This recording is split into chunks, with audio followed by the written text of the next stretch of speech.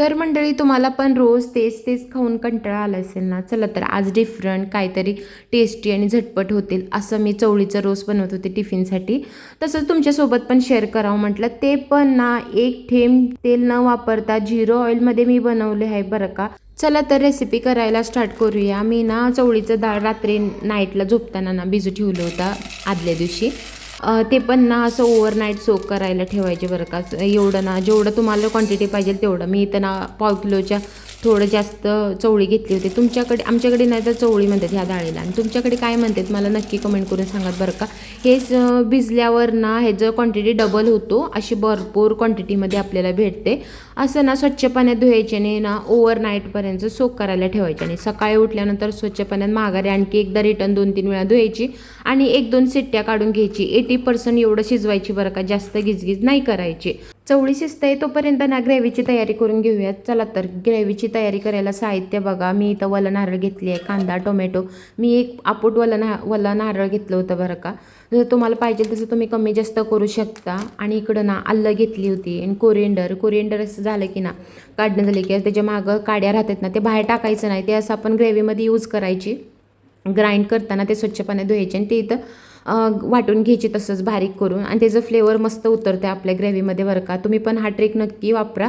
आणि इकडं खडे मसाले कसे तुम्हाला लाईक आहे तसं तुम्ही ॲड करू शकता. इथं ना एव्हरेजची मी छोले मसाला ते पण घेतली होती. त्याचं तुम्हाला ऑप्शनल आहे, तुम्ही पाहिजे असेल दुसरं पण घेऊ शकता. पण आपण ना एव्हरेजची मसाला कायम हा ब्रँड आपण ठेवतोय आपल्या जेवणात. तुम्ही पण तुमच्या स्वयंपाकघरात हा एकदा नक्की वापरून बघा, तुम्हाला पण आवडेलच, मी म्हणते तसं.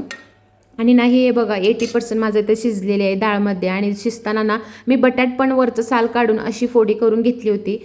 ते तुम्हाला दाखवलं नाही शिजताना, आता तुम्हाला दाखवले. ते पण असं शिजून घ्यायची डाळमध्येच बरं का. गाजर, बीट असं तुम्ही काही अशी वापरू शकता वरती. मी तर आमच्या घरी ना म्हणजे बटाट तेवढं लायक आहे, ते पण एवढं याच्यात घालून मी शिजू घेतली होती. आणि हे ना दुसरं करून क्वांटिटी भरपूर होतं ना मसाल्याचं, मी बारीक करून घेतलं होतं बरं का. आणि तसं शिजताना थोडंसं ना ते डाळी त्याच्यामध्ये टाकले होते. कांदा, टोमॅटो आपण वाटून घेत होतो ना, त्याच्यामध्ये ना डाळी पण 1 चम्मच 2 चम्मच एवढी टाकली होती. आणि ग्रेव्हीसाठी ना ते दाट होते ग्रेव्ही आपली. आणि ना दुसरं पॅनमध्ये मी नुसतं जिरं मोहरी एवढं टाकले होते आणि ते ना थोडं भाजून घेतलं. म्हणजे त्याचं म्हणजे आपण तेल नाही टाकलं ना, तसंच भाजून घेतलं. तसं पण मस्त लागते बरं का.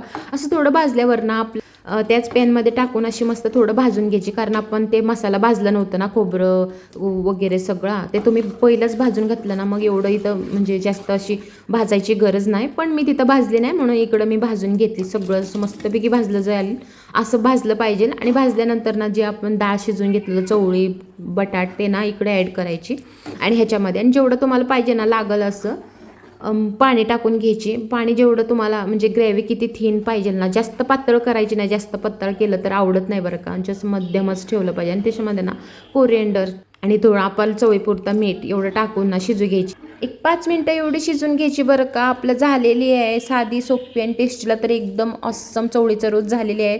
आणि टिफिनसाठी, दुपारच्या जेवणासाठी, संध्याकाळचं डिनरसाठी तुम्ही करू शकता.